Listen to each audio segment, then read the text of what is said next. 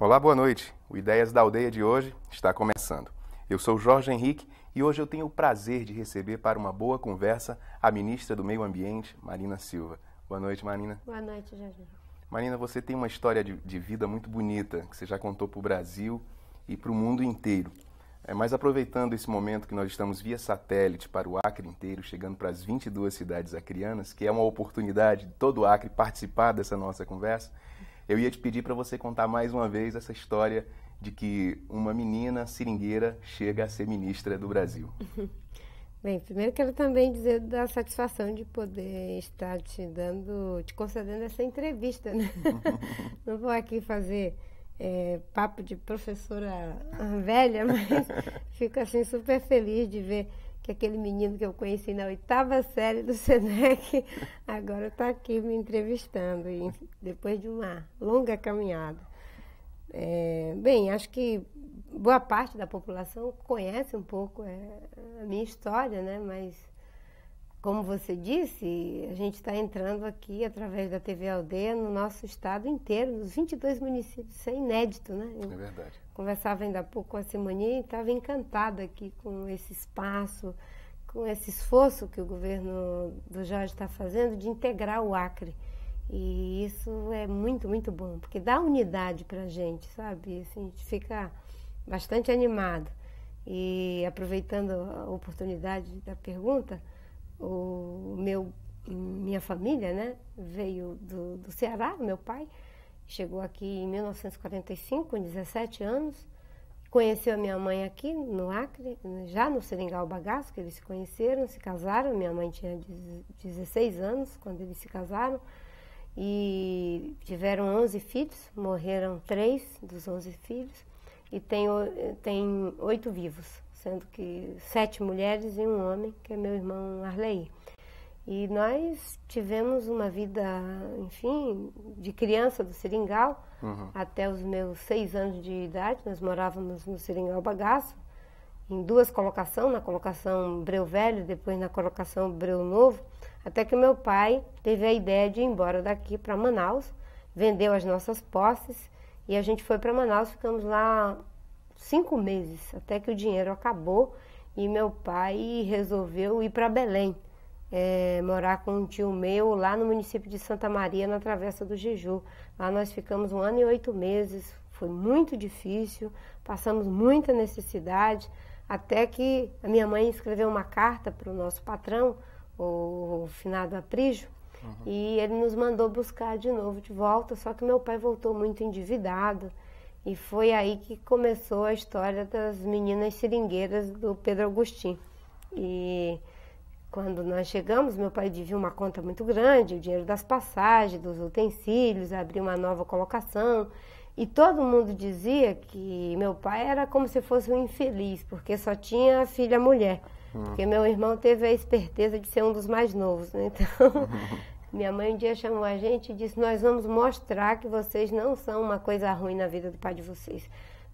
Nós vamos ajudar o pai de vocês a pagar essa conta, vocês vão cortar seringa, eu vou cuidar da casa e do roçado. E em menos de 2 anos nós havíamos pago a conta e tirado o saldo. Todas participaram desse processo, né? Todas, assim, foi um processo gradativo. Começou eu e a minha irmã mais velha, indo meu pai por uma perna da estrada e eu e a minha irmã por outra. E isso fazia com que diminuísse bastante o tempo, né? Porque você dá 2 rodos na estrada, um cortando, outro colhendo. Como a gente fazia, uma estrada tem em média 120, 150 madeiras, né? Então ia um por um lado, outro para o outro. Então dividindo aí 120 vai dar o quê? 60 madeiras para cada um. Diminuía na metade o trabalho, tanto para cortar quanto para colher. Depois a minha mãe aumentou um pouco mais a temperatura, falou: ó, seu pai vai para uma estrada e vocês vão para outra estrada. E começamos a cortar 2 estradas por dia. Depois um pouquinho mais de pressão, aí meu pai ia para uma estrada, eu e a minha irmã Lúcia íamos para outra, minha irmã Deusimar e a minha irmã Dóia iam para outra estrada. Então nós cortávamos 3 estradas por dia e foi isso que fez a gente pagar. E além disso a gente trabalhava no roçado. Eu sei fazer de tudo. Eu sei cortar seringa, ralar macaxeira, fazer farinha, fazer beiju, fazer capote de casa. Eu sei fazer aquele trançado para cobrir, fazer o capote. A única coisa que eu não fazia era derrubar de machado. Primeiro não tinha estrutura para isso, né? E acho que já era alguma coisa assim contra a derrubada. Pois é, era um presságio. Mas meu pai fazia o roçado nosso, né? Que era um roçado pequeno, né? No seringal ninguém podia botar grande roçado. Tinha que escolher uma área, não tivesse seringueira, não tivesse castanheira. Então, quando meu pai ia botar o roçado, era engraçado que quando tinha um pé de maçaranduba ou um pé de cedro, né, você corta o cedro ou a maçaranduba e fica escorrendo um leite assim, com uma seiva vermelha, parece sangue, né? E aquilo me impressionava muito, porque ele tinha que sangrar primeiro o cedro ou a maçaranduba, para depois que escorresse bastante o leite, ele derrubar, porque senão não tinha a menor condição de derrubar, porque o leite jorra em cima de você. Então, meu pai fazia aquela sangria, e eu me lembro que eu depois, né, ia lá, pegava umas casas de cigarra, que é quando estava mole, quando estava batinga mole, e ia lá, rebocava tudo, né? E eu falava assim para a árvore, se fosse maçaranduba, você dizia assim, não chore não, né, que vai sarar, eu estou passando penicilina em você, né? Isso era uma coisa assim, quando meu pai voltava, estava tudo cheio de barro, né? E ele falou, mas quem fez isso aqui? Eu dizia, eu achei que estava doendo, eu passei penicilina nela. Já tinha alguma já coisa tinha uma aí. coisa assim meio estranha, né? E quando foi em 74, a minha mãe faleceu, né? E eu fiquei, a minha irmã mais velha, um ano depois se casou. E depois eu fiquei doente, peguei hepatite. Só que na época não tinha médico lá. Nessa altura nós já estávamos morando na beira da estrada, da BR-64 ali no 70, onde meu pai ganhou um lote. E fiquei muito doente porque me deram remédio para malária, só que eu estava com hepatite. E quando eu vim para Rio Branco me tratar, enfim, depois voltei, não conseguia trabalhar. Fiquei quase um ano sem conseguir trabalhar, muito doente mesmo. E aí um dia eu comecei a pensar, bem, já que eu não posso trabalhar, eu vou pedir para o meu pai para ir para a cidade me tratar, né, e estudar. Mas isso foi assim mesmo, uma compensação, Marina? Ou você queria algo mais? Você dizia, eu quero mais, eu quero aprender. Porque essa diversidade de coisas que você diz de ralar macaxeira não te abriu a cabeça, assim, para dizer, olha, eu posso fazer? Não era uma negação ao que eu faria. Era uma coisa que tinha na minha cabeça, porque a minha avó, ela era católica, né? E eu aprendi os rudimentos do cristianismo com a minha avó. Então, minha avó falava que no Ceará tinha Bíblia, só que ela não sabia ler, né? Mas ela falava que existiam Bíblias, que existiam padres, que existiam freiras. E eu perguntava o que era. Ela dizia que freiras eram pessoas que se dedicavam exclusivamente a Deus. E eu começava, desde pequenininha, a acalentar aquele sonho. Só que quando eu falava, então, vovó, eu quero ser freira. Ela dizia, não, minha filha, você não pode, porque você é analfabeta. Freira não pode ser analfabeta. Aí aquilo ficava como um limitante. Então, quando eu já estava com quase 17 anos, né, 16 anos para 17, que fiquei doente, eu pensei, bem, agora bem que já que eu não posso mais trabalhar, ajudar meu pai, eu ficava muito triste. Na época eu achava que era tristeza, hoje a gente tem um nome sofisticado, que é depressão, né? Ficava deprê. Então eu ficava deprê e aquilo era porque eu ficava em casa, eu não conseguia nem buscar uma cabaça d'água na vertente, sabe? Muito magrinha. Aí eu peguei e disse, agora eu vou pedir para o meu pai para ir me tratar, né? E aí aproveito para estudar. É engraçado que eu estava muito doente e as expectativas não eram muito boas, né? Para a minha sobrevivência. Mas eu não considerava isso. Eu achava que eu ia ficar boa e que ainda ia estudar. Aí vim para a cidade. Inicialmente fui morar na casa de um primo meu, cuidando do filhinho dele que havia nascido, do Siri, meu primo Siri. Depois eu fui para a casa do meu tio Aurélio, ali na estação experimental, com a minha madrinha Mariquinha. E depois eu consegui ir morar, fui trabalhar aqui no Bosque, na casa da dona Terezinha, do professor Dagmar, como empregada doméstica. Depois, quando eu saí, fui para a Casa Madre Elisa. Por quê? Porque eu já estava estudando. E quando eu cheguei aqui em Rio Branco, uma das coisas que eu fiz foi fazer um Mobral ali no Natalino da Silveira Brito. E fiz durante mais ou menos uns 15 dias. Como eu era muito boa de matemática, Aí a professora me promoveu, mandando eu ir para a sala da educação integrada, que equivalia às 4 primeiras séries do primário. Só que eu entrei em setembro e quando eu fui para a educação integrada já era outubro. E o curso tinha iniciado, acho que em fevereiro. Então, eu entrei no curso, já estava bem adiantado, né? E foi interessante, porque a turma era de 46 alunos e no final do ano, em dezembro, quando foi feitas as provas, só passaram 3. E eu era uma dessas 3.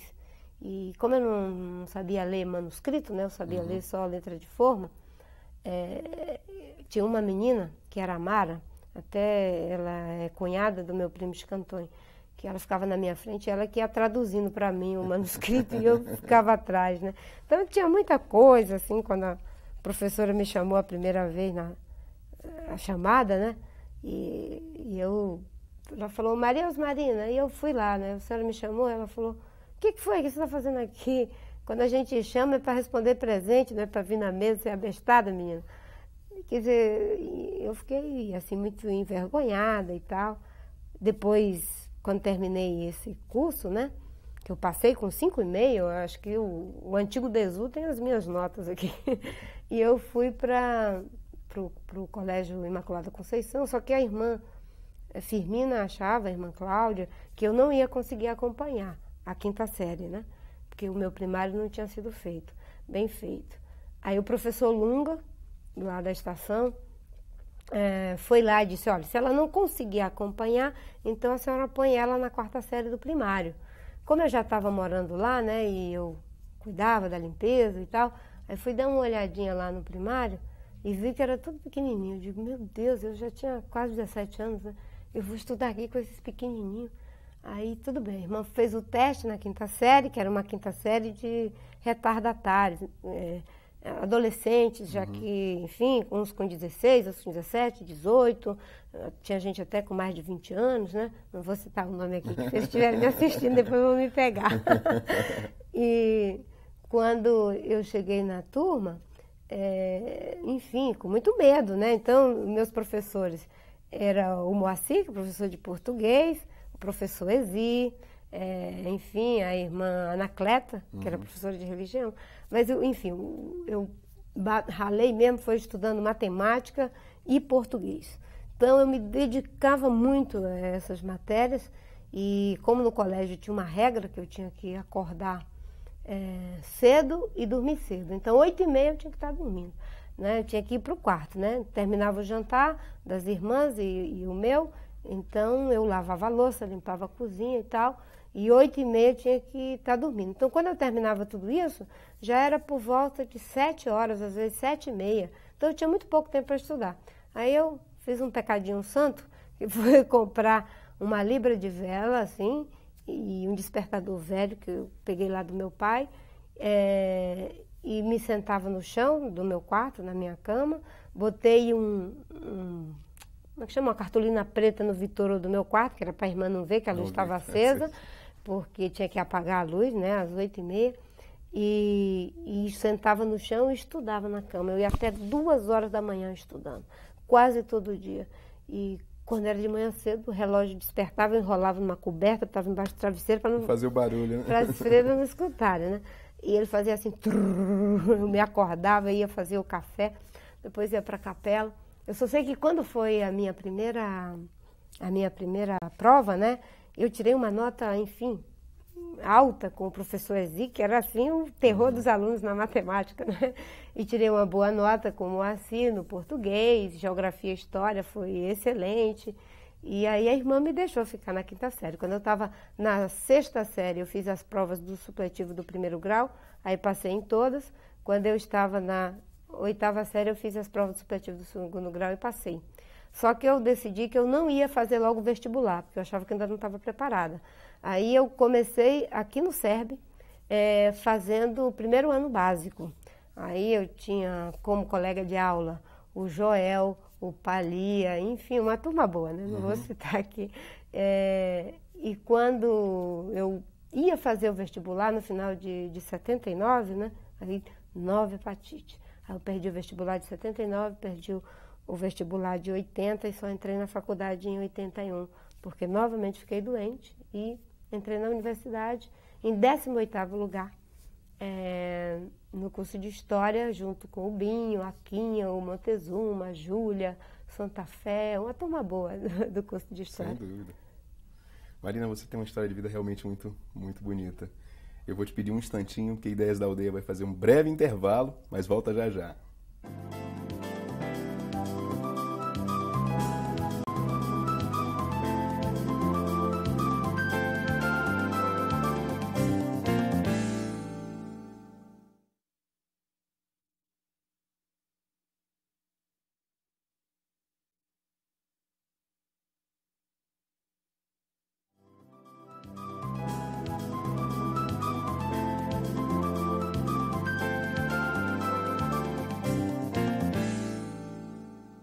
O Ideias da Aldeia está de volta, hoje conversando com a ministra do Meio Ambiente, Marina Silva.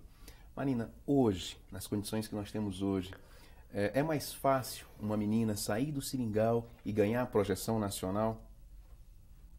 Olha, eu acho que talvez hoje, depois desse trabalho todo que a gente vem fazendo aqui no Acre, eu diria que é mais fácil ficar no seringal. Que é pelo fato de que as pessoas hoje têm a escola, certo? Tem o posto de saúde, tem condição de poder ficar junto com a sua família, não é? Então, eu me lembro que logo no começo do nosso governo, o Jorge foi fazer umas viagens para os municípios de Cruzeiro do Sul e ele dizia que tinha crianças e adolescentes que estavam fazendo a 4ª série do primário pela 3ª vez, e que ele ficou muito tocado com aquilo e resolveu que o 2º grau tinha que estar presente em todos os municípios do nosso estado. Então, eu diria que hoje nós estamos criando condição para que as pessoas fiquem nas suas comunidades, fiquem nas suas cidades, fiquem junto da sua família. O que aconteceu comigo é que naquela época não tinha escola nenhuma, não tinha a menor condição. Não é? E eu acho assim, que é claro que Deus foi muito generoso comigo em muitos aspectos, né? E hoje eu estou aqui como ministra, mas eu acho que o que a gente tem que projetar é que o importante é que se tenha a condição de ter uma vida digna, escola, condição de trabalho, perto das pessoas que a gente gosta, que a gente ama, sabe? É muito difícil, por mais que eu tenha sido sempre muito bem acolhida nos lugares onde passei, pela minha madrinha Mariquinha, pelos meus primos, até mesmo as pessoas nas casas das quais eu trabalhei como empregada doméstica, as freiras que me acolheram na Casa Madre Elisa, é muito difícil você ficar longe da sua família, né? Eu pensava todo dia nos meus irmãos, nas minhas irmãs, no meu pai que tinha ficado viúvo, né? Na minha avó, que eu gostava muito, que ficou com o meu pai. Então, é bom que a escola esteja perto das pessoas, sabe? Que a gente não precise sair sozinho, adolescente, sem conhecer o mundo, sabe? Vindo para uma outra cultura. Eu sofri muito, é que eu sempre fui muito corajosa, né? Então, porque você tem outra forma de ser, né? Então as pessoas às vezes mangavam, tripudiavam, né? Tinha que às vezes trincar os dentes, sabe? Dizer, olha, eu estou buscando algo muito maior do que alguma coisa passageira, sabe? Qualquer coisa que digam aqui, eu vou respirar fundo e vou em frente, sabe? Então, eu batalho mesmo para que a escola, o posto de saúde, a formação aconteça lá perto, como a gente já está fazendo, né? Lá no Cachoeira, lá na Fazendinha, eu fico vendo, né? O Nilson já tem todo um conhecimento, fazendo manejo comunitário, trabalhando a forma de uso múltiplo da floresta. Os filhos do Nilcinho serão outras pessoas, né? E eu quero que eles possam fazer uma faculdade e depois voltar para lá como engenheiro florestal, como agrônomo, como médico, enfim. Esse sentimento de pertencimento, eu acho que ele está presente no Brasil. Eu percebo isso em vários lugares do Brasil, as pessoas voltando para o seu lugar. Isso realmente muito bonito de ver, as pessoas mais próximas das suas raízes. Agora, Marina, você foi vereadora, pensou a cidade de Rio Branco, depois foi deputada estadual, pensou o Estado, depois foi senadora da República, hoje é ministra. Como é que essa diferença de responsabilidade tão rapidamente sendo te colocada, assim, como é pensar essas diferenças do seu lugar, do Estado, depois do Brasil? Hoje você não é mais a senadora do Acre, você é a senadora do Brasil, a ministra do Brasil. São desafios muito grandes, né? Eu me lembro que quando eu fui eleita senadora, né? Nem vou citar aqui o jornal, não vale a pena, né? Até porque me ajudou, sabe? Eu até agradeço a pessoa que fez essa matéria, que dizia assim, que agora a Marina vai ver, né? Tipo assim, como se fosse, vai ver o que é bom para tosse, porque ela é acostumada a dar show aqui na Câmara de Vereadores, na Assembleia Legislativa, mas agora ela vai enfrentar o Senado da República, e lá é um público altamente qualificado, ex-governador, ex-ministro, ex-isso, ex-aquilo, outro. E quando eu li aquela matéria, me deu um friozinho na barriga, sabe? Eu digo, meu Deus, é mesmo, né? Agora é um desafio completamente diferente. Aqui eu conheço as pessoas, até os meus adversários eu conheço pelo nome, sabe? Então fica até muito mais fácil lidar. E quando eu cheguei no Senado, né, eu fui muito cautelosa, sabe? Até porque no começo tinha aquela tentativa de querer folclorizar o meu mandato, né? Uma senadora seringueira, e aí queriam fazer comparações preconceituosas, como fizeram com o Juruna, que foi um deputado federal. Verdade. E foi motivo de orgulho ter um índio no Congresso Nacional, mas a tentativa de folclorizar o meu mandato, como tentaram folclorizar o mandato do Juruna, e eu fui, enfim, pedindo a Deus sabedoria para poder chegar no espaço, né? Mas graças a Deus, mais uma vez, ele foi muito generoso comigo, e o respeito das pessoas, do país, veio, eu diria, como consequência de um trabalho que nós temos aqui no Acre, por toda a luta que temos, né? Eu não era uma pessoa sozinha, não era a Marina, né? Vinha de uma história que foi construída a muitas mãos, e eu era apenas assim, digamos assim, a pontinha do iceberg que estava chegando no Congresso Nacional. E de sorte que já no início do mandato, também a repercussão da mídia, o Jô Soares, eu sempre brinco com ele quando me encontro, né? Que ele foi uma espécie de padrinho, né? Porque me apresentou para o Brasil inteiro. E, enfim, graças a Deus que na segunda eleição, agora que eu enfrentei para o Senado, eu fui eleita com, enfim, quase que o triplo da minha primeira votação, né? E eu agradeço isso ao povo do Acre, a todas as pessoas que foram reconhecendo o meu trabalho, porque teve um primeiro momento que foi muito difícil. Foi difícil, os primeiros 4 anos do meu mandato de senadora, eu fiquei quase que na clandestinidade, né? Eu chegava nos municípios, né? E os jornalistas até diziam, olha, a gente bem que gostaria de entrevistar a senhora, mas a gente tem ordem para não entrevistar a senhora, para não dar espaço para a senhora. Você ouviu isso? Eu ouvi, eles mesmos me diziam, né, em off, né? Porque as pessoas sempre me respeitaram muito, sempre gostavam muito de mim, né? E eu tenho muita gratidão a uma pessoa que eu não sei quem é.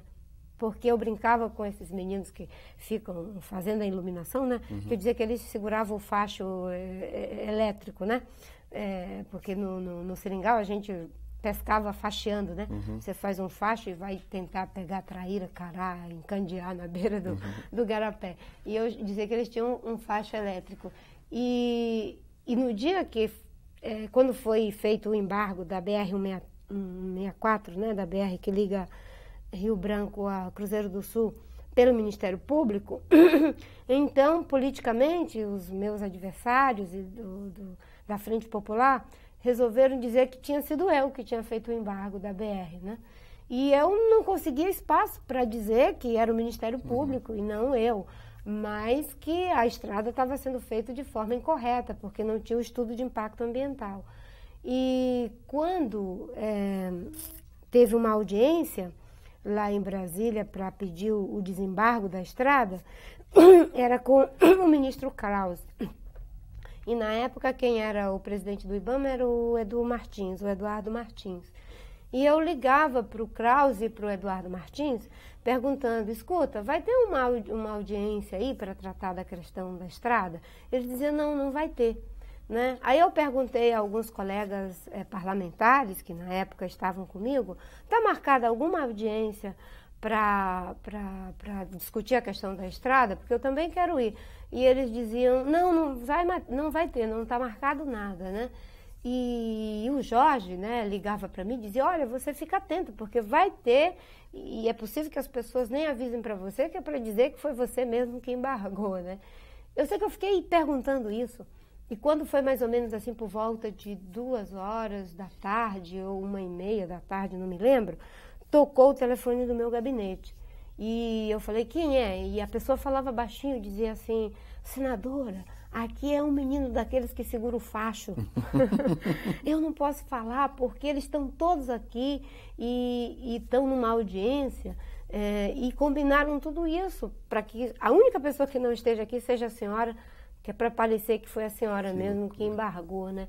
E eu fiquei assim, eu digo, meu Deus, agora o que eu faço, né? Mas no meio de tudo aquilo eu digo, como existem pessoas corretas e pessoas íntegras, né? Porque aquele menino, com certeza, ele, enfim, ganhava um salário muito pequeno e estava arriscando o emprego dele para ser íntegro, sabe? E eu vi naquele momento que valia a pena, sabe, ser correta. E aí quando estavam fazendo um documento, desembarga a estrada de qualquer jeito, eu digo, não, eu não posso dizer que é de qualquer jeito. Eu vou fazer um documento em separado, dizendo que eu concordo com o desembargo, mas tem que fazer o licenciamento ambiental e tem que fazer o EIA-RIMA. E aí as pessoas dizem, então você é contra, né? Porque eu estava colocando essas condicionalidades. E na audiência que nós tivemos com o Fernando Henrique, o grupo entregou um documento e eu entreguei outro dizendo que eu concordava que desembargasse, desde que fizesse isso, isso e isso. E isso me custou muito caro. Eu fiquei quase 4 anos sem poder andar na metade do meu estado, né? E uma das coisas mais fortes que aconteceram foi quando, uma vez eu cheguei no município de Feijó, e uma senhora chegou para mim e disse assim, senadora, eu queria que a senhora levasse a minha filha, porque ela se chama Marina, e um dia desses fizeram um churrasco aqui na estrada, né? E um monte com muita cachaça, enfim, né? E dizendo coisas assim da senhora. E como a minha filha se chamava Marina, quiseram linchar a minha filha, né? Bater na minha filha, né? E eu me lembro que uma vez, depois, quando as coisas já tinham melhorado, graças a Deus, o Francimar já era prefeito de Feijó, numa inauguração de uma escola, eu contei essa história. E, enfim, você conta as histórias, às vezes parece assim que pode não ser verdade, né? E eu pensei, eu nem sei o que aconteceu com aquela mãe, porque como ela morava na estrada, num instante depois ela foi embora. Eu falei para ela, olha, você não pode dar a sua filha por isso, né? Nós temos que procurar a polícia para resolver um problema como esse, né? Mas nessa inauguração eu contei essa história, eu digo, olha, eu nem sei o que aconteceu com aquela mãe, com aquela criança, né? E a mulher levantou e disse, sou eu sou a mãe da Marina. E ela está em Rio Branco, né? Foi trabalhar como empregada doméstica lá, e casou. Depois eu até procurei a Marina para tentar levar de volta para Feijó, mas aí ela já tinha arranjado um companheiro.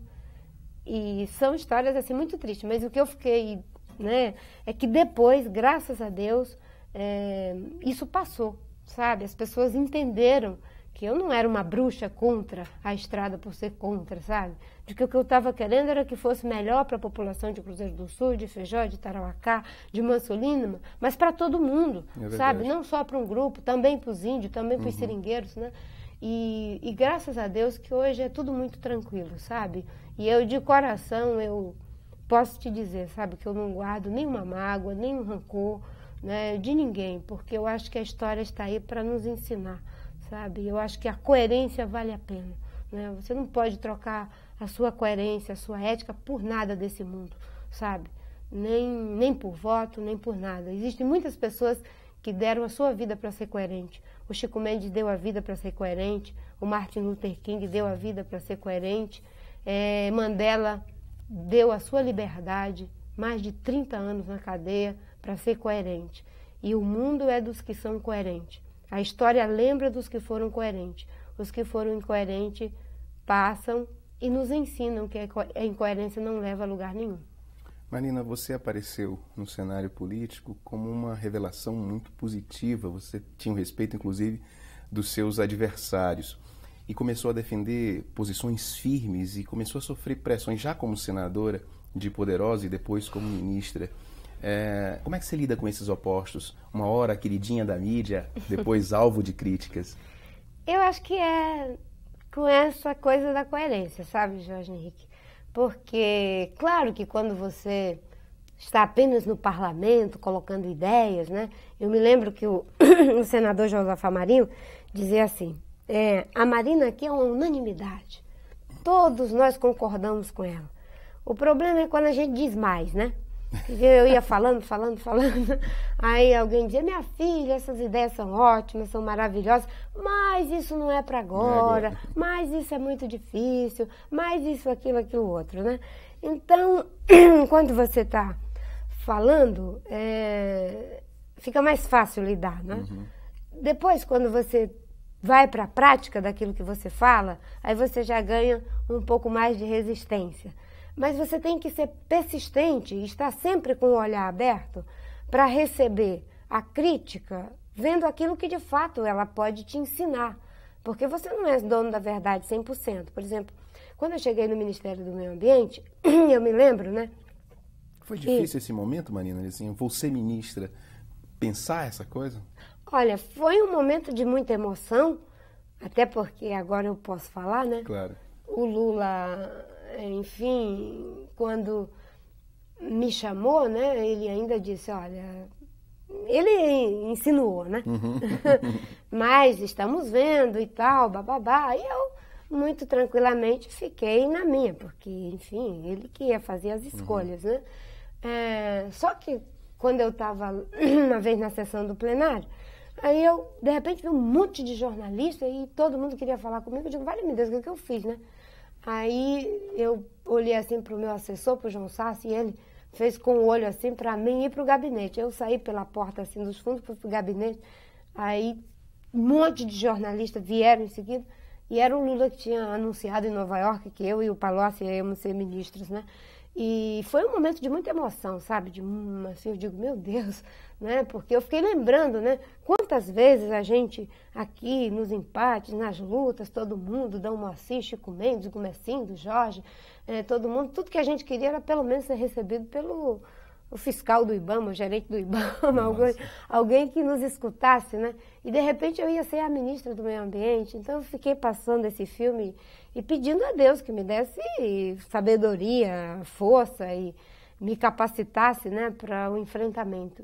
E cheguei no Ministério com muita determinação, né? Eu escolhi a minha equipe, o Lula me deu toda a liberdade para montar a minha equipe. E é engraçado que uma das críticas que me fazem é de que a minha equipe é de ambientalistas. E eu sempre brinco que ninguém critica o Ministério da Agricultura por ter agrônomos, ninguém critica o Ministério da Economia por ter economistas e nem da Educação por ter educadores, mas eu sou criticada por ter ambientalistas. E nós reunimos e decidimos que nós não iríamos fazer pirotecnia, que nós iríamos pelo caminho de estruturar o Ministério. Para você ter uma ideia, quando nós chegamos no Ministério, dos quase 900 funcionários do Ministério que há 13 anos existe, somente 75 eram do efetivo do quadro. Todos os demais eram contratos provisórios. E com uma decisão do Ministério Público do Trabalho de que isso tinha que parar. Você imagina o que é você assumir com uma determinação dessa de que aquele monte de gente vai ter que sair e o que você vai fazer? Aí faz um concurso para um temporário de 3 anos, a mesma coisa em relação ao IBAMA, e nós fomos estruturando, né? De sorte que nós vamos chegar no final desse ano fazendo o primeiro concurso público para o quadro definitivo do Ministério do Meio Ambiente, para o quadro definitivo do IBAMA, o setor de licenciamento ambiental do IBAMA.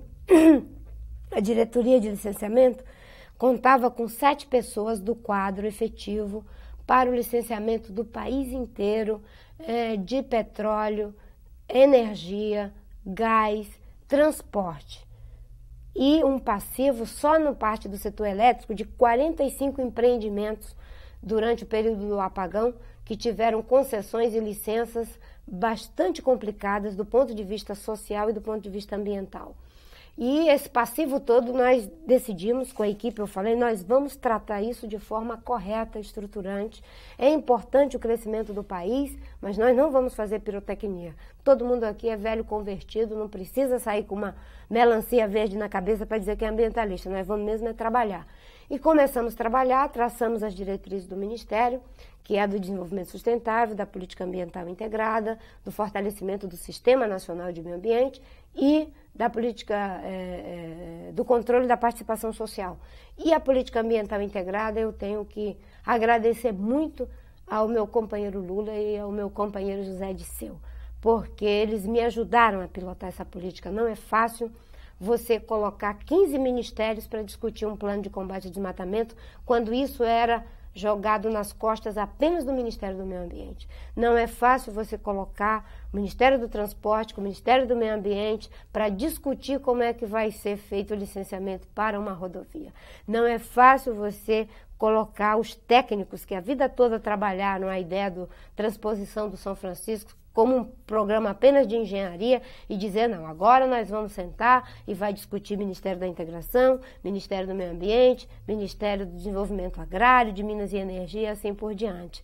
Então, eu me sinto agradecida a Deus por hoje o Brasil ser o único país do mundo onde a política ambiental está sendo tratada no centro do governo. O novo modelo para o setor elétrico incorporou a variável ambiental. A matriz de crédito que o ministro Ciro Gomes está trabalhando incorpora a variável ambiental. O modelo de assentamento que o Rosseto está fazendo incorpora a variável ambiental. E o ministro dos Transportes está na nossa agenda, na BR-163, fazendo todos os requisitos anterior à ação de asfaltamento.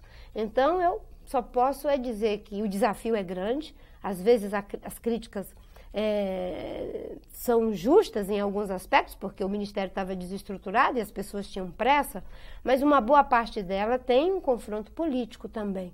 Mas eu diria que essa agenda está começando a ser resolvida. Para você ter uma ideia dos 45 empreendimentos, né, desses 45 nós dividimos do setor elétrico, os que têm alta complexidade ambiental e os de baixa complexidade ambiental. De baixa complexidade ambiental são 21 empreendimentos. Desses 21, somente 6 é de responsabilidade do IBAMA. Mas quando você vê na mídia, diz que tudo é do IBAMA, né? Desses 6 que são nossos, já estão todos resolvidos. Dos 24 que tinha alta complexidade ambiental, somente 10 empreendimentos é do IBAMA, os outros são dos estados. E desses 10, 5 já foram resolvidos. Inclusive alguns que parecia quase que impossível. E com a participação dos empresários, com a participação do Ministério Público, com o olhar da sociedade. E é isso que eu digo que é um caminho estruturante, sabe? Nós que tínhamos apenas 7 funcionários, hoje já são 53 funcionários do quadro efetivo. E nós vamos chegar em 2005 com 224 funcionários do quadro efetivo só para o setor de licenciamento, todos com mestrado, doutorado. E se você vai para as outras áreas, é a mesma coisa. Marina, esse papo está muito interessante. Nós vamos entrar em questões mais próprias do Ministério, mas eu vou te pedir mais um instantinho, porque Ideias da Aldeia faz outro intervalo e volta já já.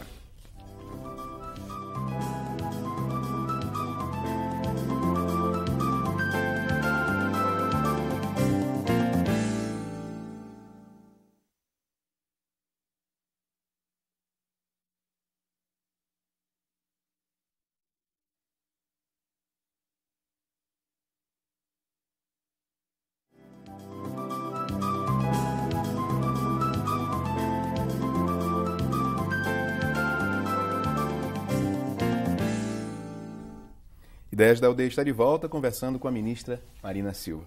Marina, você estava fazendo aqui um relato da política do Ministério, em questões mais gerais, e aí vem na cabeça agora a ideia das polêmicas também, né? Por exemplo, os transgênicos que ganhou a mídia. Na verdade, por que essa polêmica, Marina? Bem, primeiro porque a questão dos organismos geneticamente modificados, quando entraram no Brasil na sua forma comercial, entrou, eu diria, da forma errada. Entrou através do contrabando das sementes geneticamente modificadas da Argentina, ali pelo Rio Grande do Sul. E a discussão tem sido muito, enfim, aviltada no sentido de ficar assim, quem é contra, quem é a favor.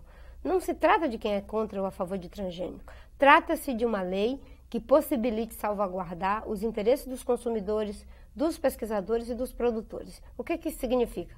O consumidor tem o direito de escolher se ele quer ou não usar um produto geneticamente modificado. Para isso é preciso que esteja rotulado. Que ele conheça. Que ele conheça, que ele vá na prateleira do supermercado e tenha a informação dizendo se é transgênico ou se é convencional, para que você faça a escolha. Um outro aspecto é que o Brasil é um país megadiverso. Então, nós temos uma biodiversidade muito rica, diferente do Canadá, da Argentina, dos Estados Unidos, da Índia, enfim. E no caso brasileiro, você não sabe quais são os desdobramentos no meio ambiente dos organismos geneticamente modificados, porque você pode ter alguns similares, né, nativos, que podem fazer algum tipo de cruzamento. E você não sabe qual é o desdobramento de tudo isso. Além disso, você pode ter o problema da contaminação das variedades crioulas, como é o caso do milho. No caso do México, as variedades crioulas do México, onde o milho é fundamental na economia do México, já está praticamente tudo contaminado com organismo geneticamente modificado. E isso é um processo praticamente irreversível depois da contaminação. Então, o que nós queremos é um regramento adequado para que a sociedade se sinta protegida. E a polêmica que se estabelece é que existe um grupo que acha que o Ministério do Meio Ambiente não tem que se pronunciar nessa questão e de que não precisa licenciamento e que a Comissão Técnica de Biossegurança é quem vai dizer se precisa ou não de licenciamento. A Comissão Técnica de Biossegurança não é um órgão de governo, é uma comissão de voluntários. Aí ela vai liberar um produto que vai ter que ser registrado pelo IBAMA ou pela Anvisa ou pelo Ministério da Agricultura. E se der algum problema depois, quem vai responder judicialmente é o Ministério do Meio Ambiente, ou da Agricultura, ou o Ministério da Saúde. Então tem um processo que está bem complicado. E nós, no Ministério, temos trabalhado a ideia do princípio da precaução, onde a lei assegura os interesses de todos. E o que nós defendemos é de que, para pesquisa em campo aberto e em confinamento, não precisará digamos assim, da manifestação do Ministério do Meio Ambiente, Agricultura e Saúde, que a Comissão de Biossegurança pode dar o seu parecer terminativo. Quando for com plantio, o plantio com finalidade comercial, aí precisará do licenciamento ambiental. É isso que nós estamos dizendo, ou a licença da Anvisa ou do Ministério da Agricultura. Isso tem gerado uma grande polêmica. Agora mesmo não teve quórum no Senado para apreciar o parecer do senador Leite Assuna. Nós já estamos chegando próximo ao plantio de soja. Isso, e que vai começar do dia 10 em diante, né, de outubro. E essa discussão se vai ou não vai ter medida provisória. No meu entendimento, o governo debateu corretamente o assunto, mandou uma proposta para o Congresso que está há 9 meses sendo debatida, tem um substitutivo que eu concordo, que é do Renildo Calheiros, e o substitutivo do senador Leite Assuna, que é esse que cria uma estrutura por sobre o Sistema Nacional de Meio Ambiente, com o qual eu discordo. Agora, falando em polêmica, recentemente tem se noticiado uma grande operação envolvendo forças federais aí que está avaliando retirada ilegal de madeira em terras achanicas. Como é que é isso, Marinha? Olha, na verdade, essa invasão de madeira nas terras dos achanicas já acontece desde a gestão passada. Acho que a denúncia aconteceu em 2002, quando nós chegamos no Ministério, tratamos de tomar um conjunto de providências. Uma delas, bastante eficiente, foi o convênio que fizemos com o Ministério da Defesa, que nos disponibiliza agora 18 helicópteros, sendo que cada um desses nós temos 9 com capacidade para 5 pessoas e 9 com capacidade para 12 pessoas, e parte desses helicópteros estarão sendo usados aqui na Operação Achaninca. Trata-se de um processo criminoso praticado principalmente por peruanos na fronteira do Brasil com o Peru, e nós estamos, inclusive, numa ação bilateral, né, do governo brasileiro com o governo peruano para o combate a essas irregularidades. Os índios de Axanica estiveram comigo lá em Brasília, denunciando esse problema. Aqui, o nosso gerente do IBAMA, Anselmo Fornec, juntamente com a Polícia Federal e o Exército, estão trabalhando numa operação que vai estar sendo desencadeada agora para a retirada desses madeireiros. É uma operação que tem que ser muito bem planejada, porque tem que contar também com a participação do Peru, porque nós não temos como invadir território estrangeiro. Agora, falando nessa questão dos Axanincas, me lembrou a história das fronteiras. Nós temos uma grande margem de fronteiras aqui, e aí me lembra a história da biopirataria. Como é que o Ministério tem observado tem alguma novidade, Marina? Como é que está esse monitoramento de acompanhamento dessas situações? Nós evoluímos muito. Nós estruturamos o CEGEM, que é o Conselho de Gestão de Recursos Genéticos. Nós estruturamos a CONABIL, que é a comissão, do Ministério que trata também desse assunto. E, ao mesmo tempo, estamos com um convênio com a Polícia Federal, com o Ministério da Defesa, né, através da Infraero, que está fazendo uma operação em todos os aeroportos. O ano passado, nós apreendemos cerca de 2.000 espécies entre tráfico de animal silvestre, extratos de plantas, semente e outras coisas, nos aeroportos de São Paulo, Rio, em Minas Gerais, já em aeroportos. São mais de 2.000 apreensões só nesses aeroportos, sem contar nos demais. Então, nós estamos, de certa forma, estreitando cada vez mais o cerco no combate à biopirataria. Além disso, estamos com vários questionamentos em tribunais internacionais de patentes que foram feitas de produtos brasileiros. E o problema que nós temos é que nós não temos uma lei ainda de combate à biopirataria. Eu sou a autora da lei, mas até hoje o Congresso não aprovou. E o governo está se empenhando nessa aprovação, mas aí você tem que conseguir maioria de parlamentares para aprová-la. Por quê? Porque a medida provisória ela só estabelece sanção administrativa.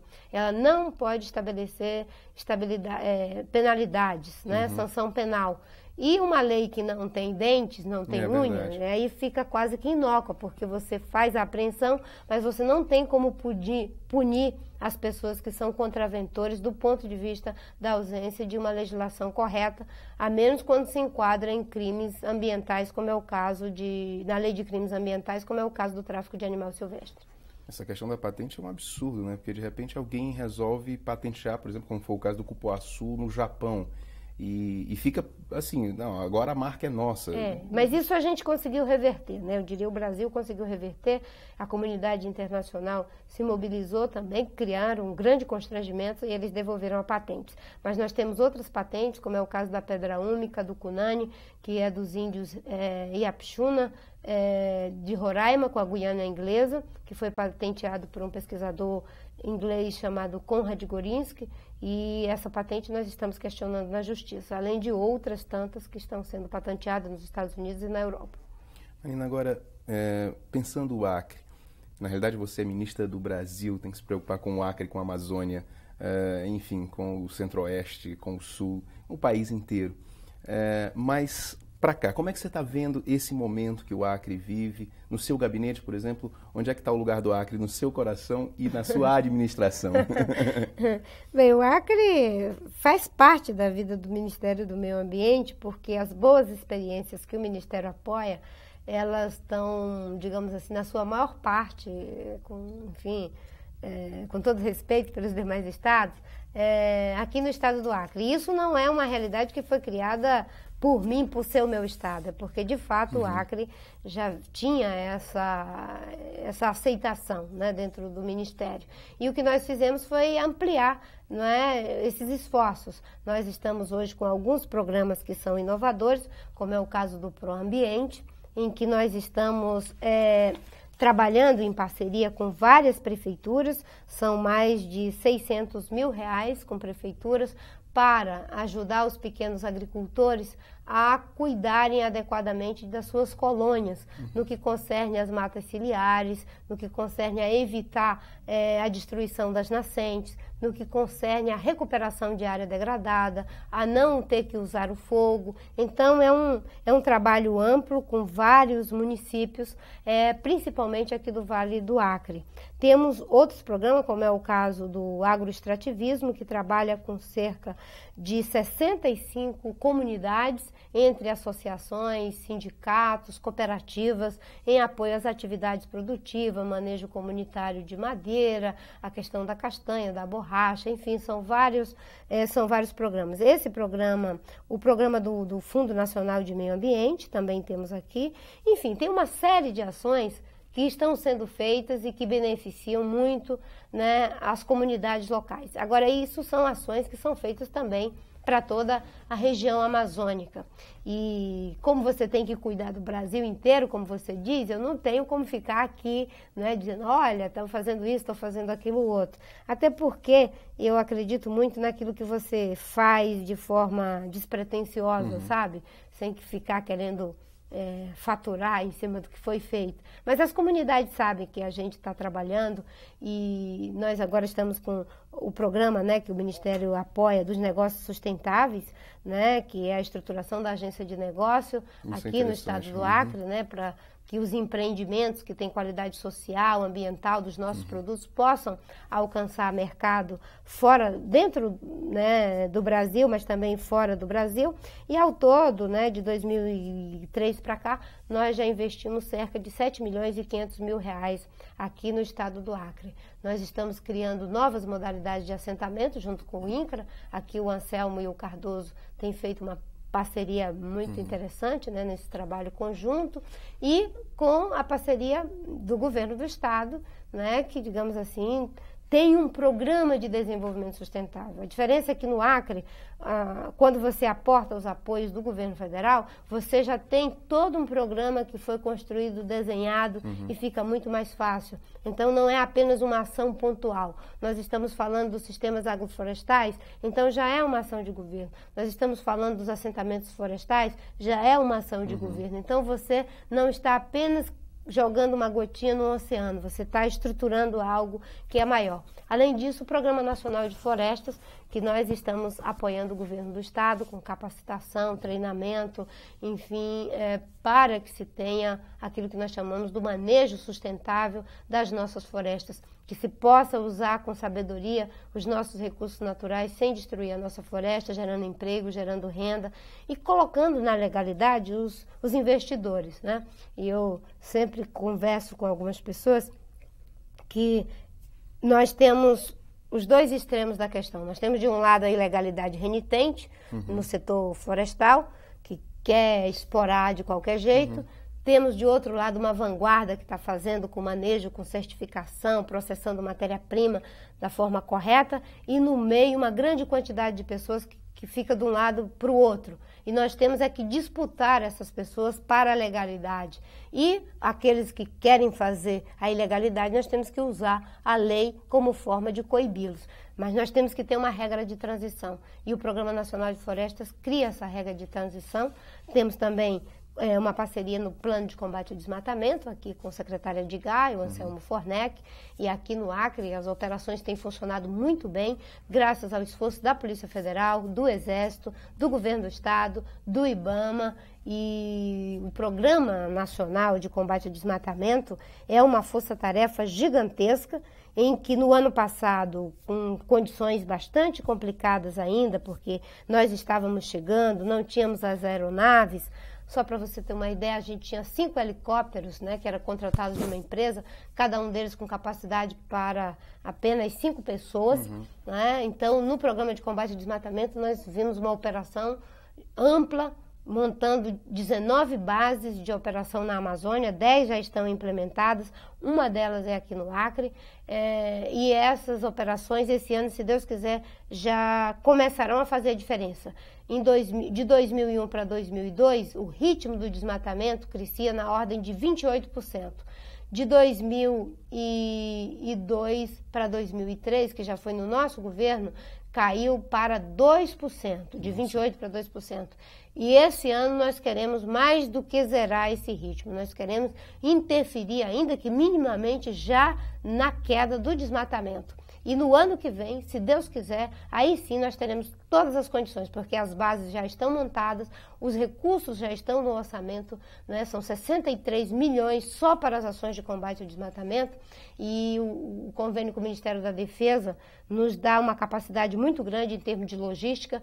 Hoje, os equipamentos nos que nós estamos apreendendo, de tratores, enfim, tudo que nós vamos encontrar na operação, nós estamos confiscando, e isso faz a diferença, não é? Porque você dá um prejuízo, de fato, nos contraventores, né? Aqui mesmo, na operação Taiató, nós apreendemos cerca de 1.200 metros cúbicos de madeira, 60 mil hectares que iam ser derrubados, nós conseguimos evitar, né? Prendemos caminhões, motosserra, tratores, gasolina, tudo isso a gente segura, porque se você não confiscar, eles voltam de lá para fazer a contravenção. E é por isso que é importante a logística do Exército, para que a gente possa fazer esse trabalho. Esse material se reverte para ações sociais, Marina? Por exemplo, a madeira apreendida, eu sei que tem programas de construção de casas, enfim, de auxílio à população carente com esse material apreendido? Isso. E é uma novidade também do governo do presidente Lula. Na nossa gestão, nós mudamos o processo. Antes, essa madeira apreendida era leiloada. Só que o leilão esquentava a madeira. Por quê? Porque os que faziam a exploração criminosa de madeira, né, se combinavam e eles mesmos arrematavam, então para eles era vantajoso, certo? O leilão. Nós acabamos com o leilão e optamos por uma outra modalidade que também é legal, que é da doação. E aqui no Acre está sendo doada a madeira apreendida, né? O Anselmo falou comigo, e está sendo doada para as sectas, que faz a Secretaria das Cidades, que faz as casas populares nos bairros, e também para o Exército. O Anselmo me dizia que nós construímos cerca de 120 e poucos armários, né, com madeira apreendida, bonito, né? Para o soldado cidadão. Né? Então, é algo muito positivo. No estado do Pará, nós apreendemos 100 mil metros cúbicos de madeira ilegal. E essa madeira toda, juntando desse ano com do ano passado, estarão sendo doadas para o Ministério do Desenvolvimento Agrário, e iremos construir 5 mil casas para os assentados do estado do Pará. Marina, nós, mudando um pouquinho o foco da conversa, nós vivemos hoje um momento de eleição municipal. Eu vou te perguntar assim, qual era o papel de uma prefeitura nesse contexto ambiental, que seria interessante como proposta que viesse do município para o meio ambiente? O Sistema Nacional de Meio Ambiente pressupõe a União, os estados e os municípios. Aonde a agenda ambiental está mais, digamos assim, fraca, exatamente nos municípios. Por quê? Porque o sistema ainda não está adequadamente estruturado. Tanto é que essa é uma das nossas prioridades de ação, que é a do fortalecimento do Sistema Nacional de Meio Ambiente. Como é que o município se estrutura para receber competências no âmbito do Sistema Nacional de Meio Ambiente? É quando ele cria o Fundo de Meio Ambiente, quando ele cria o Conselho Municipal de Meio Ambiente, e a partir daí ele começa a atuar naquilo que são atribuições do Ministério, como, por exemplo, a questão de resíduo sólido, a questão de projetos específicos do município. E uma prefeitura, quando ela assume a variável ambiental, ela tem muitas oportunidades de trabalho. Por exemplo, num lugar onde você não tem saneamento, onde não tem o tratamento adequado do lixo, o índice de doença é muito maior, de diarreia, a mortalidade infantil. Então, quando você começa a tratar adequadamente essas questões, você tem uma melhoria significativa, principalmente nos indicadores de saúde de uma cidade. Além disso, a prefeitura pode trabalhar projetos comunitários como no caso do Proambiente, que nós já estamos trabalhando com prefeitura. Esses 600 mil reais que já estão na conta aqui do Estado para as prefeituras é exatamente para trabalhar com os colonos, porque os colonos não é que eles não tenham preocupação com o meio ambiente, é que eles nunca tiveram apoio, né? Para isso precisa recurso, precisa assistência técnica. Enfim, os assentamentos florestais, embora sejam do governo do Estado, com o governo federal, mas é possível também parceria. Então, é muito adequado que no Estado como o Acre ou nos estados da Amazônia, né, se tenha a preocupação de incorporar a variável ambiental nos programas municipais, né, até porque nós estamos vivendo um momento de disputa eleitoral. Sem dúvida. Né? Então, eu, como ambientalista, fico, né, até incentivando que os candidatos assumam a plataforma ambiental. E aí, é claro que as pessoas vão verificar, né, quem são aqueles que, de fato, estão comprometidos com essas questões que são altamente relevantes, que não podem ser apenas do governo federal, do governo do Estado, é também das prefeituras. E é claro de cada um de nós, né, Marina? É o que eu te pergunto agora. E cada indivíduo, cidadão comum, no seu dia a dia, o que pode fazer para melhorar o meio ambiente, para melhorar a sua vida, na realidade? Olha, eu sempre digo que meio ambiente é a utopia mais inclusiva do mundo. Por quê?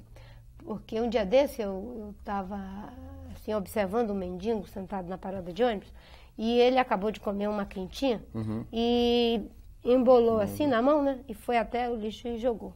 E eu pensei, olha que coisa fantástica, né?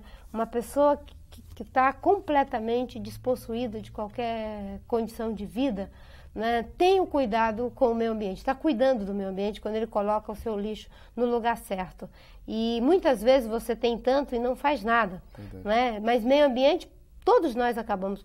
Se você vai escovar o dente e deixa a torneira aberta enquanto está escovando, você está prejudicando o meio ambiente, porque a água é um recurso escasso, né? Se você vai tirar a barba enquanto está tirando a barba, deixa a torneira aberta, você está prejudicando o meio ambiente, porque de toda a água existente no planeta, apenas 3% é possível de uso. Certo? E o Brasil é detentor de 11% dessa água. Nós somos abençoados, né? E hoje, boa parte do planeta já começa a importar água através de commodities, né? O Brasil é um grande exportador de água. Como? Né? Para você produzir 1 tonelada de grãos, você precisa de 1.000 toneladas de água. Então, quando você está vendendo o grão, pense que você também está vendendo água, porque eles compram daqui porque eles não têm como produzir lá, e não produzem lá porque não tem água. Então, 1 quilo de frangos, né, leva 1.000 litros de água. Então, é muita coisa, né? Então, você pensa meio ambiente como algo que deve estar na nossa vida, impregnado na nossa vida. Cada pessoa pode fazer alguma coisa pelo meio ambiente, é uma consciência que tem que se tornar em atitude. E eu sempre brinco, todo mundo defende meio ambiente, desde que seja no ambiente do outro, né? Não é? Então, é muito fácil os paulistas defenderem meio ambiente na Amazônia, é muito fácil os amazônidas defenderem meio ambiente lá em São Paulo, protestando contra a poluição, certo? Os gaúchos, né? Mas quando se trata de defender meio ambiente no seu próprio ambiente, aí começam os conflitos. E como numa sociedade de conflitos, alguém tem que defender meio ambiente em todos os ambientes, acaba que sobra para alguns, mas não é o ideal. Por exemplo, se você, quando faz o teu plano de exploração florestal, você já faz da forma correta, não precisa do IBAMA, do Ministério Público, ficar, digamos, vigiando você. Não é? Se você, quando vai fazer a tua estrada, como nós estamos fazendo a BR-163, com todos os cuidados ambientais, já antecipa as ações, não é? Você já está diminuindo o impacto, né? Então, acho assim que a sociedade brasileira tem avançado muito nessa consciência difusa, mas quando você tenta levar isso a termo, ainda tem um certo choque. É por isso que nós, no início dessa entrevista, você perguntou como é agora estar recebendo crítica. Eu recebo com tranquilidade, porque eu tenho segurança naquilo que eu estou fazendo, né? O presidente Lula me chamou para uma missão, não é? E eu não tenho pretensão de ser presidente do Brasil, né? Então, o desgaste, às vezes, eles acontecem, mas depois as pessoas começam a entender. E se no meu estado eu fiquei 4 anos sem poder ir numa boa parte dele, porque havia incompreensões, mas hoje as pessoas sabem que aquela era a forma certa de fazer, eu tenho certeza que o Brasil vai entender também. Já está entendendo, e que nem precisará de 4 anos. Nesses 2 anos, não é? Os processos que nós estamos fazendo em relação a transporte, em relação à energia, petróleo e gás, a questão de integração de bacias, como é o caso do São Francisco, a estratégia para o semiárido, para o cerrado brasileiro, é algo tão grandioso que eu sei que depois do presidente Lula, nunca mais ninguém vai querer tratar em meio ambiente como se fosse uma coisinha lá no cantinho da sala do governo. Eu diria que o presidente Lula está colocando o meio ambiente no coração do governo. É a primeira vez que um presidente da República senta com todos os seus ministros para dizer, olha, vai ser feita a transposição do São Francisco, mas tem que considerar os aspectos ambientais. Claro. E aí o ministro responsável, que é o meu colega, ministro Ciro Gomes, assume a diretriz e faz com esses conceitos. Nós temos que fazer estrada, mas tem que considerar a variável ambiental. Tem que explorar petróleo, mas a mesma coisa. Tem que produzir energia, mas tem que resolver o problema ambiental. Isso é revolucionário, está começando agora. Eu não diria que já é 1000 maravilhas, mas é o caminho. E eu agradeço a Deus por ser a pessoa que está à frente do Ministério nesse momento. Até porque eu sou assim, né? Enquanto eu acho que é possível dar a contribuição que você está contribuindo, você tem que estar ali. Eu nunca tenho pretensão de querer me perpetuar em canto nenhum, não é? Eu acho assim que a gente tem que fazer aquilo que só a gente pode fazer. Quando mais pessoas podem fazer, você tem que dar o direito de escolha para que outros apareçam e que outros possam fazer. Ministra, certamente o Brasil tem mudado, mas é que a estrada é longa. E Marina, eu queria agradecer muito, muito mesmo a tua participação aqui no Ideias da Aldeia, dizendo que é um orgulho danado ter sido seu aluno e poder ainda te chamar de professora. Obrigada, eu fico feliz e, assim, encantada com a possibilidade de estar falando com os telespectadores do meu estado inteiro. Acho que é o grande sonho que a gente sempre teve, foi esse, de ligar o Acre ponta a ponta. E para mim isso é revolucionário. A gente está criando a nossa identidade, lidando com as nossas dificuldades, mas principalmente com as soluções que nós somos capazes de criar. Obrigado mais uma vez, ministra. E a você das 22 cidades do Acre que nos acompanhou até agora, o nosso muito obrigado, boa noite e até a próxima.